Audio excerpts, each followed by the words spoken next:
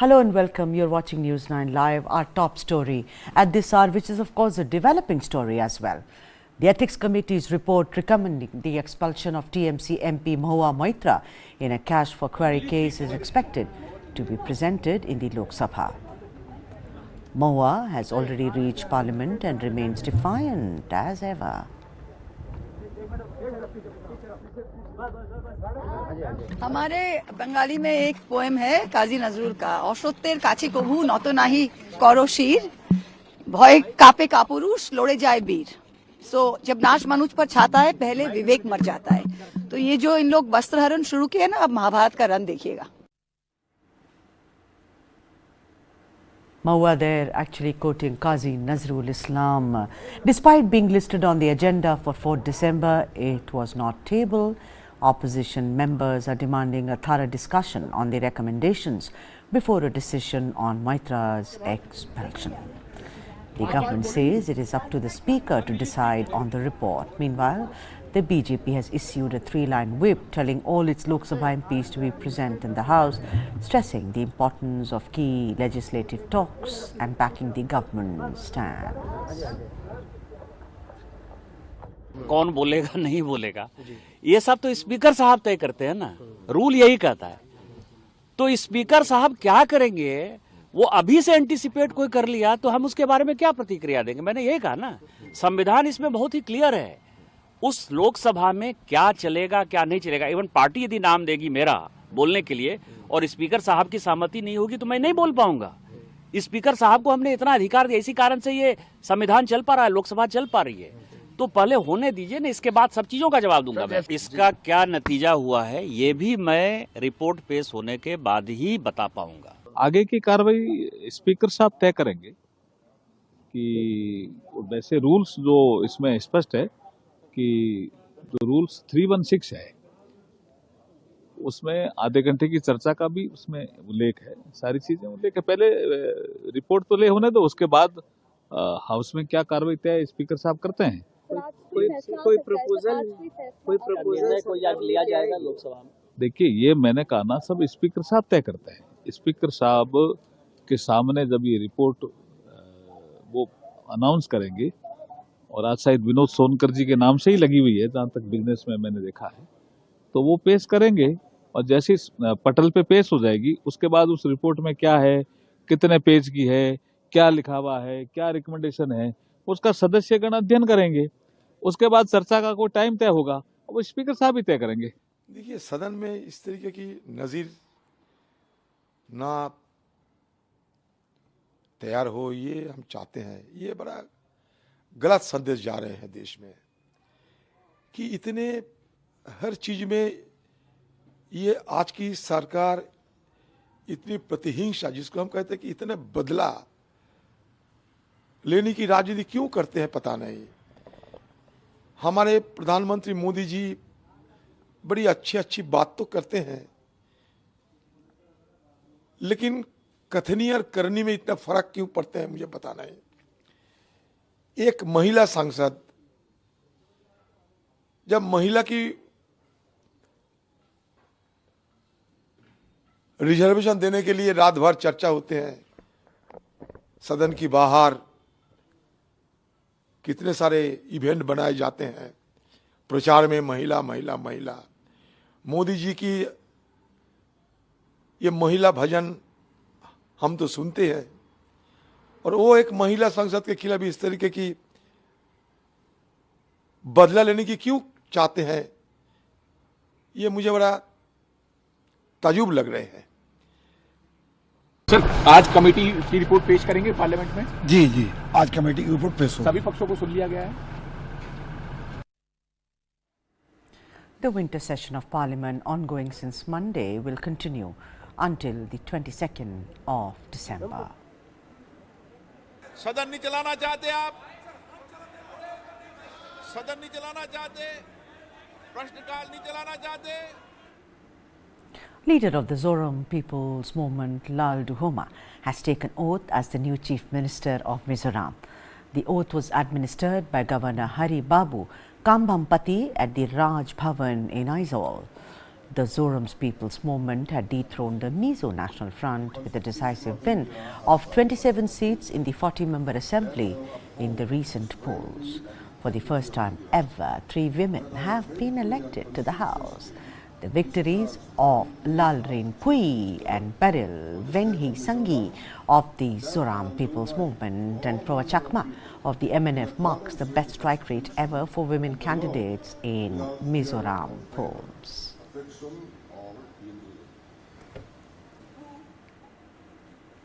The BJP has announced its list of central observers for the selection of Chief Minister in Madhya Pradesh, Chhattisgarh and Rajasthan. The observers shall oversee meetings of newly elected MLAs in each state to determine the future Chief Ministers. Notably, decisions on Chief Minister choices have not been finalized. The party is emphasizing considerations of social, regional, governance and organizational interest as well. Let's take you through to who these observers are. For Rajasthan, Union Defence Minister Rajnath Singh, Rajya Sabha member Saroj Pandey and National General Secretary Vinod Tawade have been appointed.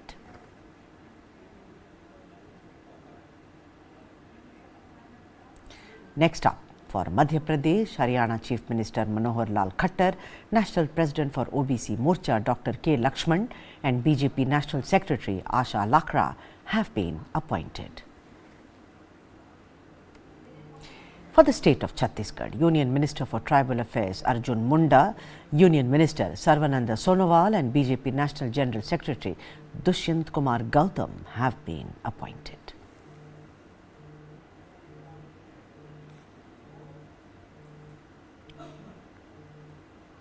The Tamil Nadu government has declared the shutting of schools and colleges in the district of Chennai today due to ongoing relief efforts following heavy rains caused by cyclone Mizoram.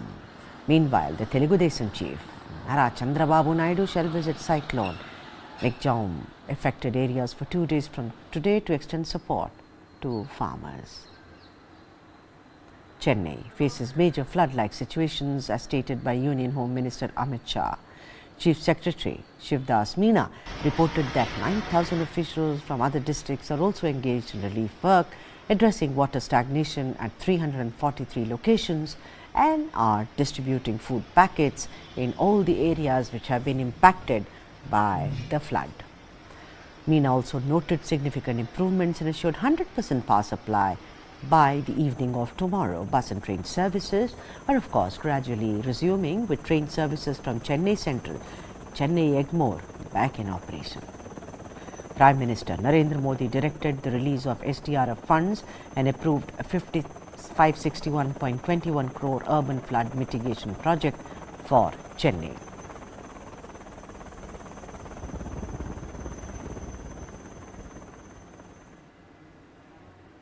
After cyclone Mizoram soaked southeast India, the southwestern region is bracing itself for intense rainfall this week. The India Meteorological Department predicts thunderstorms and strong winds across Kerala and Mahi from December 7 to 10 December. Light to moderate showers with isolated heavy showers are expected today and tomorrow. A yellow watch advisory is in place until Sunday for all the districts in Kerala, urging residents to stay aware of the weather, especially during thunderstorms. Heavy rainfall alerts are issued for today and tomorrow in both Ernakulam and Idukki. Cities like Thiruvananthapuram, Kochi, Wayanad and Alappuzha have experienced cloudy skies with sporadic rain or thunder showers. A cyclonic circulation and a trough affecting southern peninsular India are triggering these weather conditions. Kerala has already received double the usual December rainfall with an excess of 22% during the northeast monsoon season since 1st of October.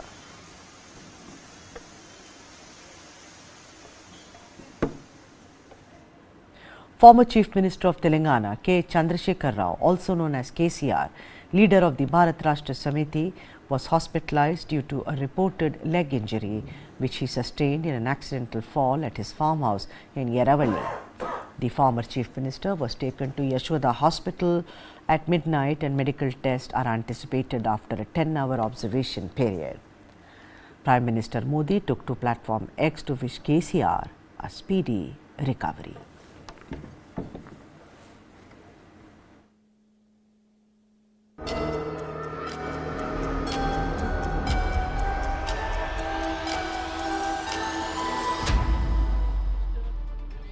The following content may contain visuals that are disturbing, graphic, or sensitive in nature.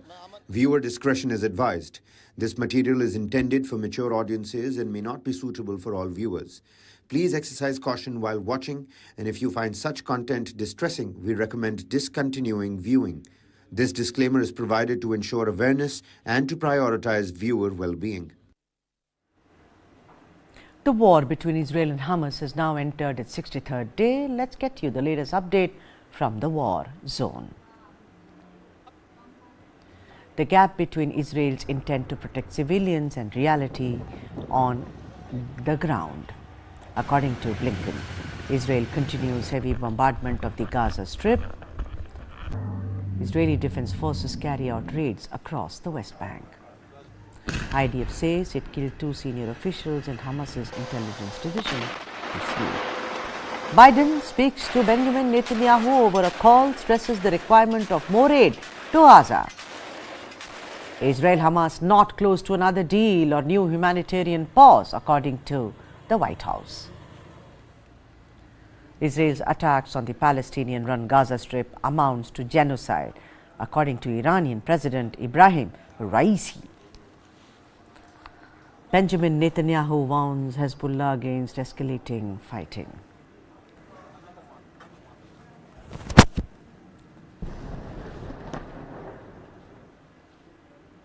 Israel made an announcement that it had attacked dozens of targets as it engaged Hamas's terrorists in the Gaza Strip's largest cities on Thursday.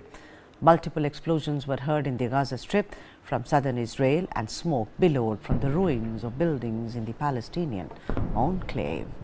Israel's incursion into Khan Yunis followed a ground operation in Gaza City in the north to eliminate Hamas terrorists who had attacked Israel and taken hostages on 7th of October.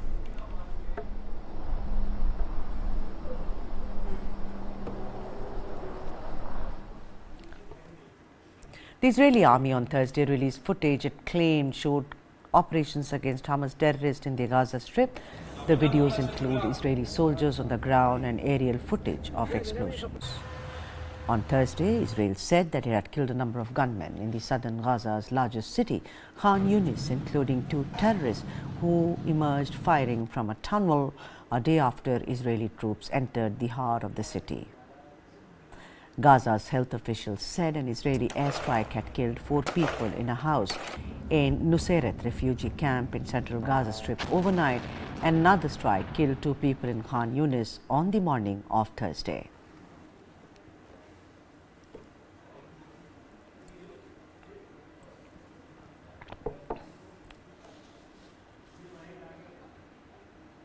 An Israeli tank crew killed Reuters journalist Issam Abdallah and injured 6 reporters in Lebanon on 13th of October while they were filming cross-border shelling. The incident occurred when the tank fired 2 shells in quick succession from Israel.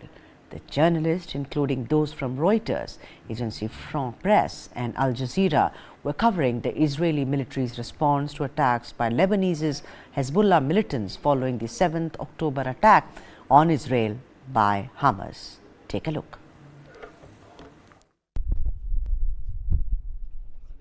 This is the moment an Israeli tank shell struck a group of journalists in southern Lebanon on October 13.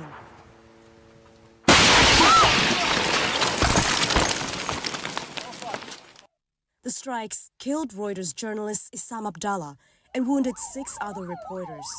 The journalists from Reuters, Agence France Presse and Al Jazeera were there covering cross-border shelling by the Israeli military in response to attacks by Lebanese Hezbollah militants in the wake of the October 7 attack on Israel by Hamas. We're very clearly 7 well-marked journalists in press vests with helmets, with a car that has TV on it, standing in an open area in the face of an Israeli military site. So, I mean, they knew we were there.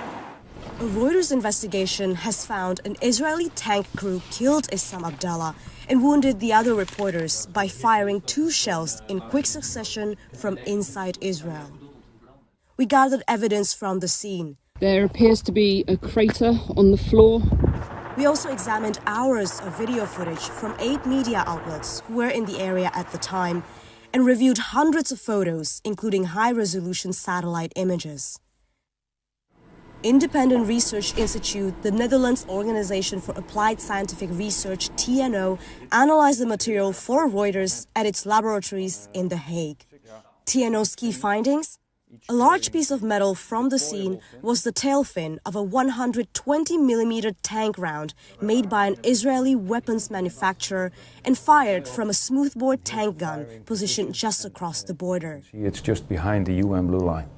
TNO's report is consistent with allegations by Lebanon that the Israeli military was responsible for the deadly attack. I believe that it is in the military strategy of Israel to kill journalists so they kill the truth. Asked about the findings of the investigation, the Israel Defense Forces international spokesman Lieutenant Colonel Richard Hex said, "We don't target journalists." International humanitarian law bars attacks on journalists who have the full scope of protection granted to civilians and cannot be considered military targets. Reuters editor-in-chief Alessandra Goloni condemned Abdallah's killing. And we call on Israel to explain how this could have happened and to hold to account those responsible for his death and for the wounding of our colleagues Tahir al-Sudani and Maher Nazeh. Since the Gaza war broke out, Israeli forces and Iranian-backed Hezbollah have traded fire on an almost daily basis across the border. On October 13, reports of armed fighters attempting to infiltrate into Israel from Lebanon and subsequent cross-border shelling drew reporters from multiple news organizations to the area around the village of Alma al-Shab. Abdallah took this video moments before his death. It shows reporters standing on a hilltop in an open area. They were clearly identified as journalists. Reuters reporter Maher Nazeh was there. We chose that place because it's far away from where the shelling was happening and because it's open, and third, so that we could be identifiable as journalists. We weren't alone. There were 7 of us with 3 cars wearing our flak jackets, and the cars had TV written on them. So even from a distance of 10 kilometers away, they would be able to distinguish that we were journalists. The IDF did not respond to questions about whether it was aware that the crew had clearly identified themselves as journalists. Once set up, Reuters started feeding live footage to its clients. The AFP and Al Jazeera teams were also broadcasting live. After filming for 45 minutes, the Reuters team turned the camera to focus on an Israeli military outpost about 2 kilometers away. Less than 90 seconds later, a tank round smashed into Abdallah, killing him instantly and knocking out the Reuters live feed.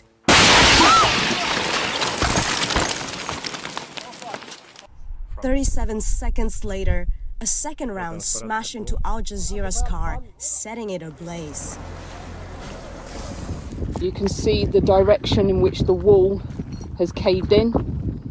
The conclusions reached by TNO scientists rely on 3 key pieces of evidence. The aluminum tail fin from the tank shell that was found near Abdallah's body, previously unpublished video from Italian broadcaster Rai which showed the second strike, and the audio from both rounds taken from Al Jazeera's live feed. We can combine that with the speed of sound and determine the firing distance. The 3 key findings of our investigation are that the 2 shots were fired from the same position. We were able to narrow down the type of ammunition, which is a 120mm tank round, and through triangulation we were able to determine the firing point, which is just behind the UN blue line. The blue line is a demarcation line drawn by the United Nations in 2000 that separates Israel from Lebanon. Military experts told Reuters the only tanks in the area with 120mm smoothbore guns are Israel's Merkava tanks. There's no record of Hezbollah operating tanks with 120mm weapons. and the biggest tank guns the Lebanese army has are 105 millimeters. We can't bring Issam back. Issam is gone. But he hears us, he sees us, and he's waiting for us to do something for him. Nothing material, but to expose who hit him, who killed him, to the world. For them to admit that they targeted him. That is the only message that we can send to Issam, the only thing that could give him and his family peace.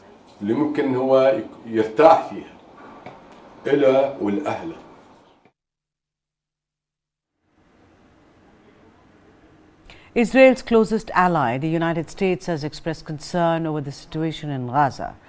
Secretary of State Antony Blinken said that there is a gap between Israel's intent to protect civilians in Gaza and what has been happening on the ground.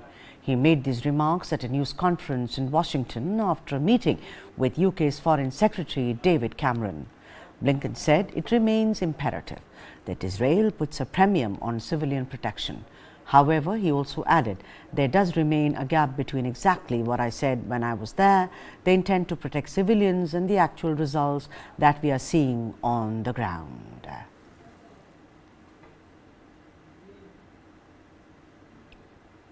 Israeli Prime Minister Benjamin Netanyahu issued a warning to Beirut, saying it would be left devastated like Gaza if Lebanon-based Hezbollah started a war. During a visit to troops at the border with Lebanon, Netanyahu said if Hezbollah chooses to start an all-out war, then it will by its own hand turn Beirut and southern Lebanon, not far from here, into Gaza and Khan Yunis. A guided missile attack from Lebanon killed a 60-year-old farmer in northern Israel's public broadcaster, Khan said.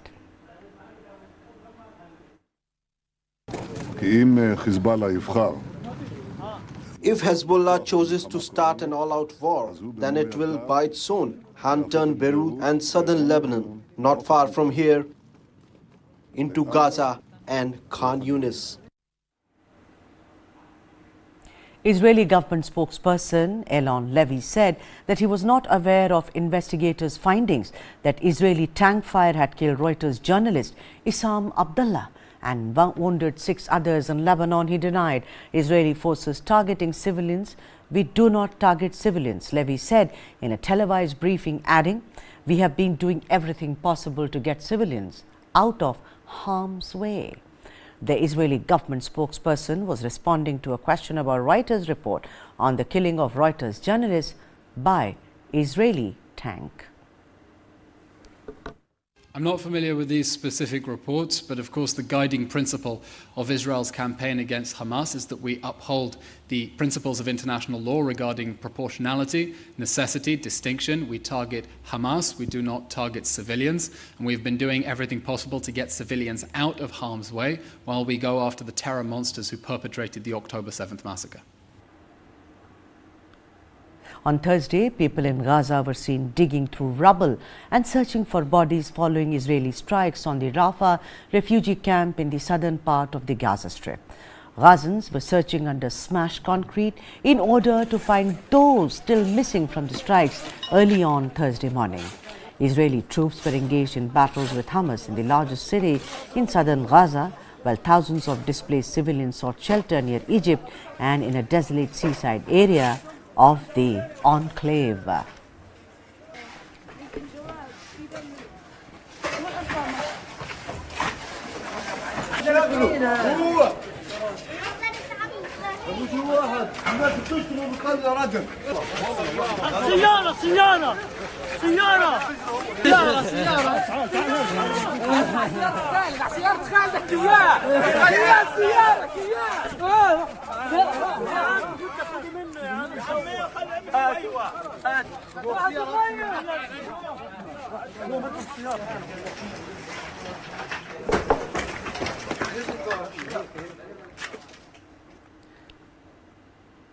Earlier this week, Israeli forces encircled the home of a top Hamas leader, Yahya Sinwar, in Gaza as they advanced for the first time to the heart of the biggest city in the enclave south. Take a look. Israeli forces said on Wednesday they had surrounded the house of Hamas's leader as they battled Palestinian militants in the heart of South Gaza's biggest city. In a statement on Wednesday evening, Israel's military said its troops were carrying out, quote, target raids in central Khan Yunis for the first time. It also released footage said to show its operations there, though Reuters was not able to independently verify the location or when it was filmed. In a video message, Prime Minister Benjamin Netanyahu said Israeli forces had encircled the house of Hamas leader Yahya al-Sinwar in the city. His house may not be his fortress and he can escape, but it's only a matter of time before we get him. Meanwhile, the situation is getting increasingly difficult for civilians. Tragic scenes like this one continue to emerge, with these children sobbing after their father was wounded when Israeli forces bombed a school in eastern Khan Yunis. Gaza's health ministry has said more than 16,000 have died in the war, while local medics said hospitals were overflowing with the dead and wounded. About 8 miles south of Khan Yunis, tens of thousands have been cramming into the city of Rafah on the border with Egypt after Israeli forces told them they would be safe there. But a house was struck on Wednesday, killing at least 15 people, according to Rafah officials. Hundreds of thousands of people displaced from North Gaza by the war are desperately seeking shelter, while the number of places in the south marked as safe by Israel shrinks. On Wednesday, United Nations Secretary-General Antonio Guterres made a rare move to formally warn the Security Council of a global threat from the Gaza war. He invoked a special UN rule to push for a ceasefire in a letter to the Council, saying the enclave faces, quote, a severe risk of collapse of the humanitarian system.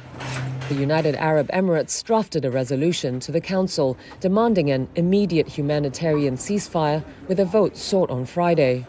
But the United States, one of 5 veto powers on the 15-member council, is opposed to a ceasefire, saying it would only benefit Hamas. Around 800 high school students from across Israel traveled to Tel Aviv on Thursday to decorate menorahs on the eve of Hanukkah in honor of the hostages who are still held in Gaza. The students wrote and designed messages on wooden Star of David, on which they placed candles and pictures of the hostages still in Hamas's captivity. They also released balloons into the air above Tel Aviv. The country marked Hanukkah, the first Jewish festival since the attack began on 7th of October.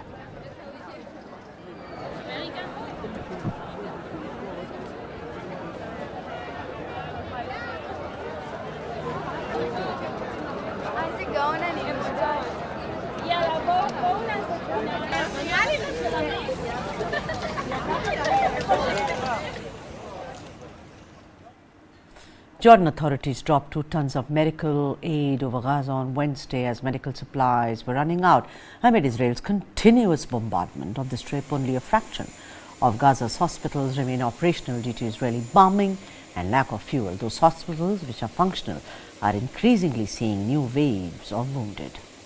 United Nations Secretary General Antonio Guterres on Wednesday warned the Security Council of a global threat from the Gaza war. He invoked Article 99 of the founding UN Charter that allows him to bring to the attention of the Security Council any matter which, in his opinion, may threaten the maintenance of international peace and security. Moving on, a 14-year-old Palestinian boy who was released by Israel under a temporary truce agreement is not allowed to attend school. According to the boy and his father, Ahmed Salameh was released from pre-trial detention along with scores of other Palestinian teens during a November 24 to December 1st truce. After a week's recuperation at home, he wanted to resume his studies, but then the school informed Salameh's father that his return was being prevented by Israeli authorities. The Israeli education officials said Salameh is subjected to a probationary period before he is allowed to return to school in Jerusalem. When I was released, I was missing my school, but my father asked me to rest for a week and then to rejoin school. After 1 week, I was waiting to go back, but at school, they told my father separately that your son is prevented from entering school. When he asked why, they told him the prisoners who were released during the war are prevented from going to school. The consequences of this action will make us become uneducated and primitive people. We, the Palestinian people, are known worldwide for being educated and generous people. We belong to our land and our people, but they want us to lose those values by preventing us from education. Flares were seen over the night sky in Gaza as Israel continued its fight against Hamas terrorists in the Gaza Strip on Thursday. Some distant radiances in the horizon lit up the night sky for a brief moment amid sound of loud bangs heard from across the border in southern Israel. Residents reported fierce battles going on east of Khan Yunis. Palestinian health officials said 3 Gazans were killed in an Israeli airstrike on a house in Deir al-Balah in central Gaza.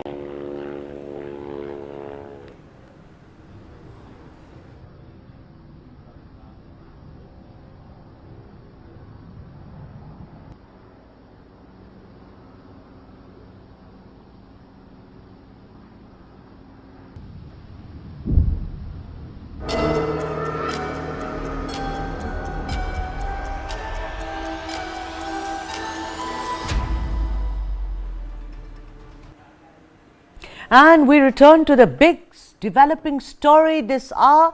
The Ethics Committee's report recommending the expulsion of TMC MP Mahua Moitra in a cash for query case has been tabled in the Lok Sabha. Incident of rejection of dal because we don't supply dal under PMGKY. No, there is no such incident that is reported to us that states have rejected the food grains.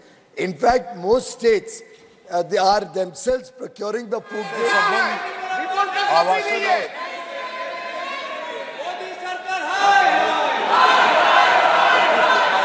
के ऊपर सरकार द्वारा की गई कार्रवाई के बारे में 20वां प्रतिवेदन प्रस्तुत करता हूं। आइटम नंबर 9 श्री के मुरलीधरन जी, Shri Tirath Singh Rawat ji, Shri Tirath Singh Rawat ji,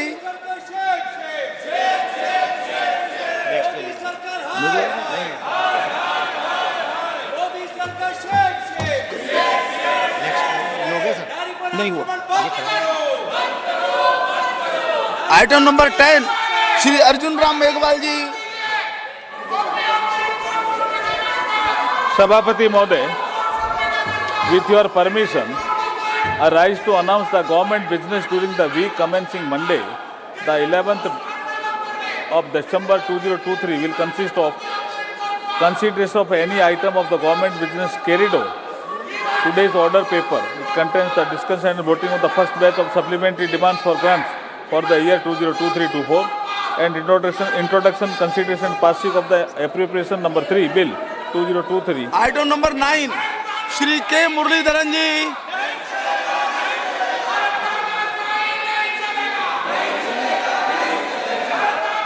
Sir, I rise to lay on the table a copy each of 361, 362 and 363 reports of the department-related parliamentary standing committee on transport, tourism and culture. And serial number 9 today order कृपया बैठ जाइए। अभी report प्रस्तुत हुई है, केवल सदन के पटल पर प्रस्तुत हुई है, उस पर निर्णय सदन करेगा। Chairperson sir, with your permission, please listen. I rise. Honorable Minister is reading that. I rise to announce that the government business during the week commencing Monday, the 11th of December 2023 will consist of consideration of any item of the government business carried over from the today's order paper. It contains discussion and voting on first batch of supplementary demands for grants for the year 2023-24 and introduction, consideration and passing of the appropriation number 3 bill 2023, discussion and voting of the on the demands for excess grants for the year 2021 and introduction, consideration and passing of the related appropriation number 4 Bill 2023 and third consideration and passing of the Post Office Bill 2023. Consideration and passing of the following bills. Number 1 Bharatiya Nyaya Sanhita 2023. Number 2 Bharatiya Nagrik Suraksha Sanhita 2023. Number 3 Bharatiya Sakshi Adhiniyam 2023. Number 4 the Constitution Jammu and Kashmir Scheduled Caste Order Amendment Bill 2023 and 5th the Constitution Jammu and Kashmir Scheduled Tribe Order Amendment Bill 2023. Next, consideration and passing of the press and registration of the periodical Bill 2023 as passed by the Rajya Sabha. Number 4, the consideration and passing of the following bills after their introduction. Number 1, the Central Goods and Services Tax Second Amendment Bill 2023 and the Provisional Collection of Taxes Bill 2023. Next, the consideration and passing of the Chief Election Commissioner and other election commissioners appointment, condition of service and term of office Bill 2023 after it is passed by the Rajya Sabha. Thank you. Please sit down. अभी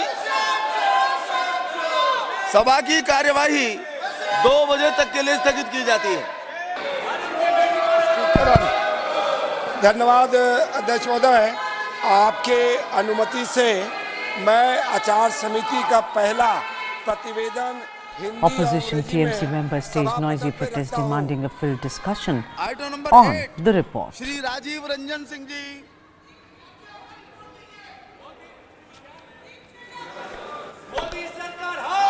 प्रधानमंत्री आवास योजना के कार्यान्वयन का मूल्यांकन विषय पर विभागों से संबंध आवासन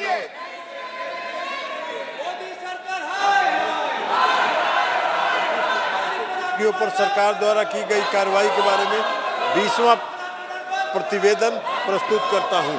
आइटम नंबर 9 श्री के मुरलीधरन जी.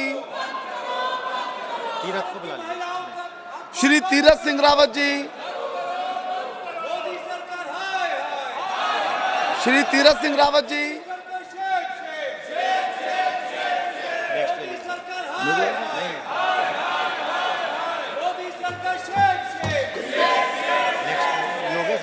नहीं हुआ. Item number 10 Shri Arjun Ram Meghwal ji. Sabhapati Mode, with your permission, I rise to announce the government business during the week commencing Monday, the 11th of December 2023 will consist of consideration of any item of the government business carried over.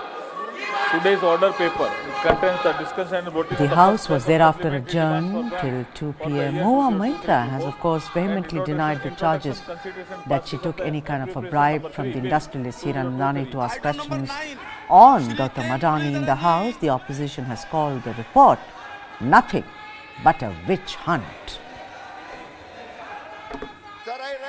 We know there were discussions with the Speaker asking for a full-fledged debate before a major decision like this, and the floor leaders have come back saying that there is no agreement on a full discussion, nor is there agreement on Ms. Moitra being given a chance to defend herself before she is expelled from the House of which she is a member.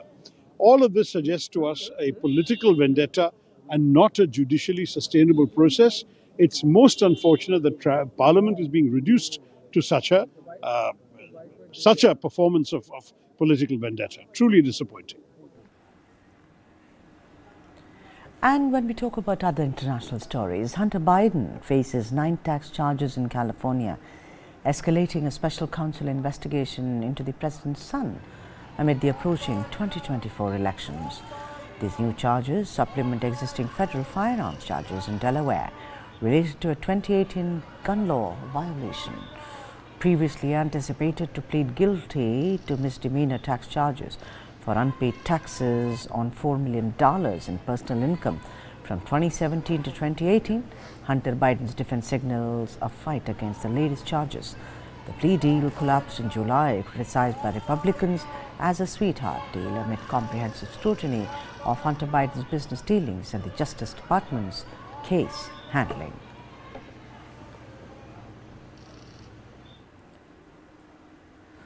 Former British Prime Minister Boris Johnson on Thursday, that is 7 December, said the controversial government Eat Out to Help Out scheme had not been presented to him as something that could increase the spread of coronavirus during the pandemic. The discount scheme to boost spending at restaurants, cafes and pubs was launched by Johnson's government in the summer of 2020. Johnson expressed surprise at Chief Medical Officer Chris Fidey's characterization of the policy as Eat Out to help the virus. The persons with whom it was discussed included the CMO. Excuse me.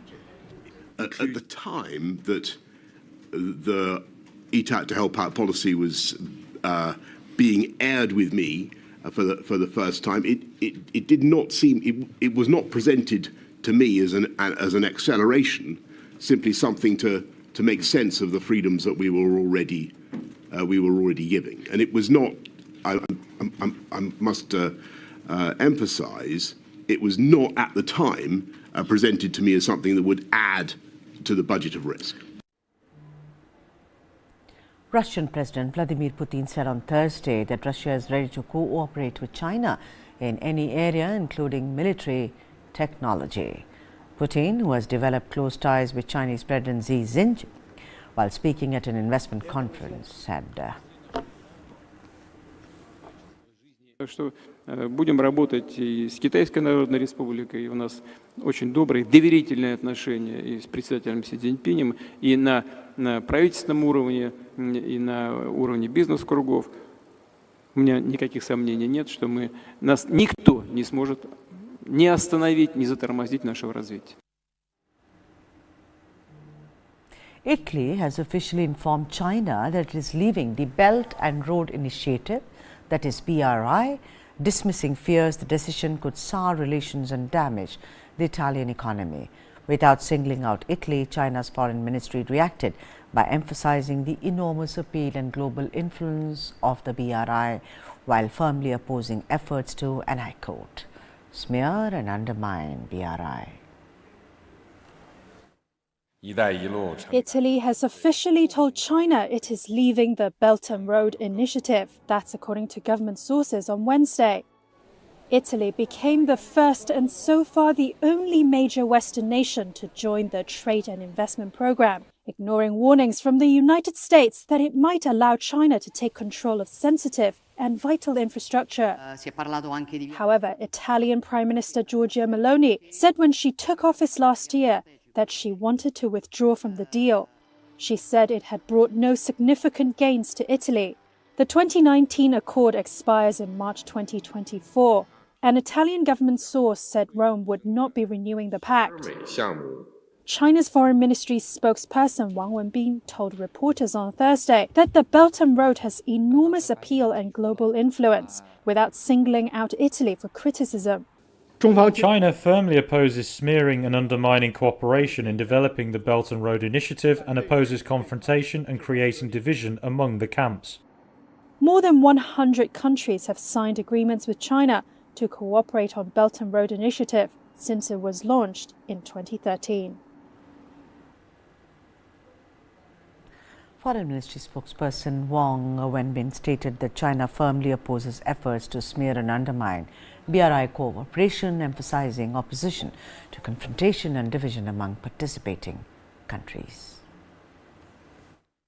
中方坚决反对抹黑破坏共建“一带一路”合作，反对阵营对抗，制造割裂。 Italy, despite warnings from the United States, became the first major Western nation to join the BRI in 2019. Over 100 countries have signed agreements with China for collaborating on BRI infrastructure and building projects since its launch in 2013. Historical foes Greece and Turkey hope to usher in a new era of closer ties. In a landmark visit of Turkish President Tayyip Erdogan to Greece on Thursday, they agreed to pursue good neighbourly relations and work on obstacles that have kept them apart, especially in the Aegean Sea. By their acrimonious standards, Thursday's summit was a remarkable love fest without precedents. It went on longer than expected. Greek Prime Minister Kyriakos Mitsotakis addressed Erdogan as Dear Tayyip. and Erdogan said he expected to receive Mitsotakis in Ankara. This was Erdogan on Thursday.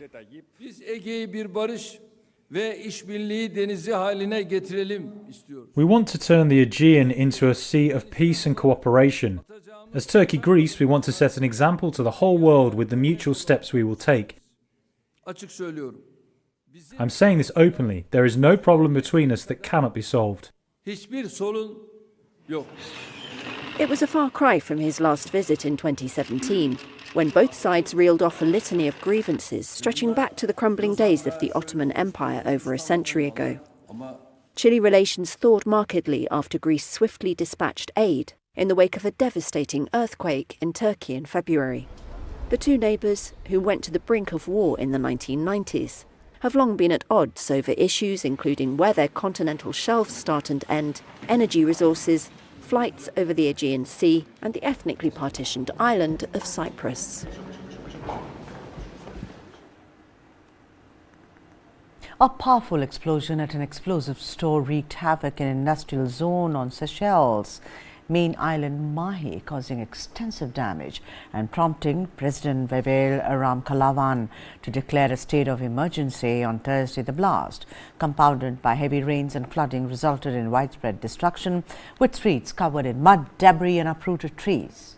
Take a look. This is the aftermath of a blast at an explosive store on an industrial zone on the Seychelles' main island Mahé. President Wavel Ramkalawan declared a state of emergency on Thursday. He was seen visiting the injured at a hospital after the explosion. The blast shook the island as heavy rains triggered flooding. Streets on the island were covered in deep mud and strewn with debris and uprooted trees. The president's office put out a statement asking everyone to stay at home.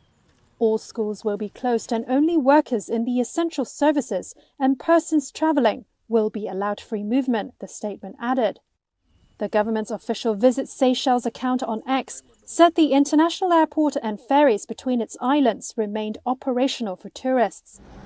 The Seychelles is a major tourist destination. The country is made up of 115 islands and is the least populous country in Africa, with about 100,000 people.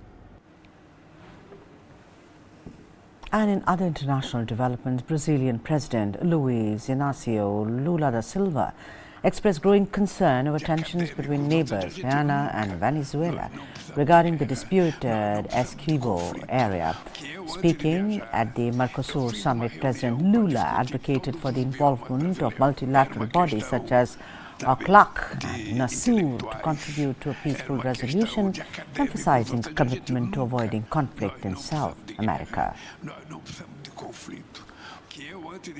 Todos vocês acompanham, conhecem pouco da história, e nós estamos acompanhando com crescente preocupação o desdobramento relacionado à questão do aquecido. O Mercosul não pode ficar alheio a essa situação. Por isso, eu quero submeter à consideração de vocês a minuta de declaração dos Estados-partes do Mercosul sobre essa controvérsia acordada pelos nossos chanceleres. The summit, clouded by uncertainty, also addressed critical issues including the fate of a trade deal with the European Union and the future of the South American Common Market.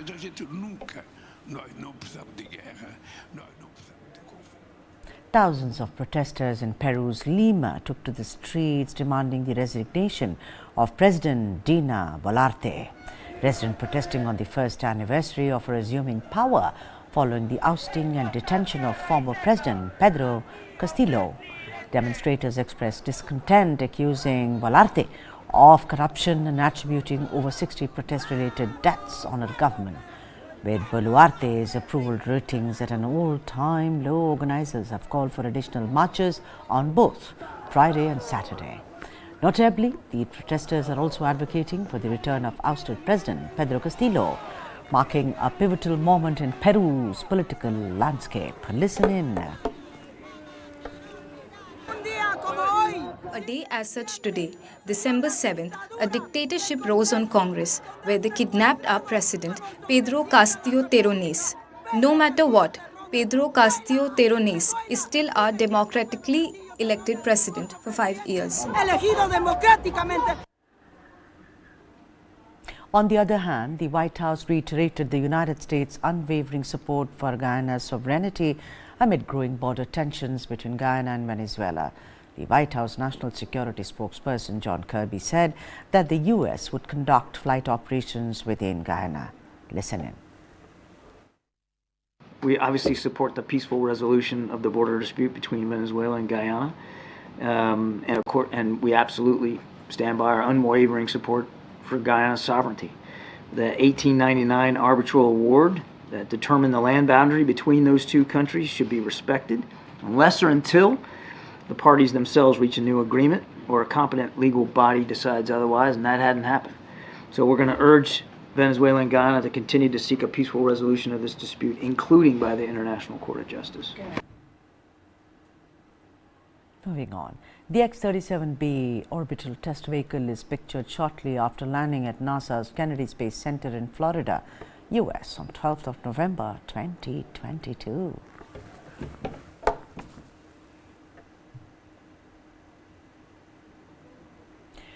And on that note, that's all we have in this bulletin. For all the news and analysis, this is your destination, News 9 Live. Thank you for watching.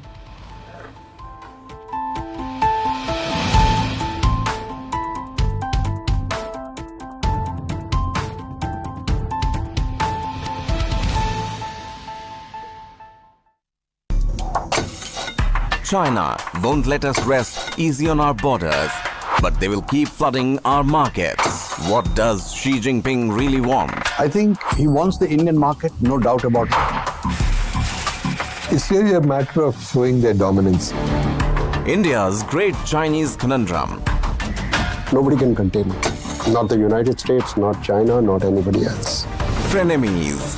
This and more. Streaming on the world's first news OTT, News 9 Plus. Download now.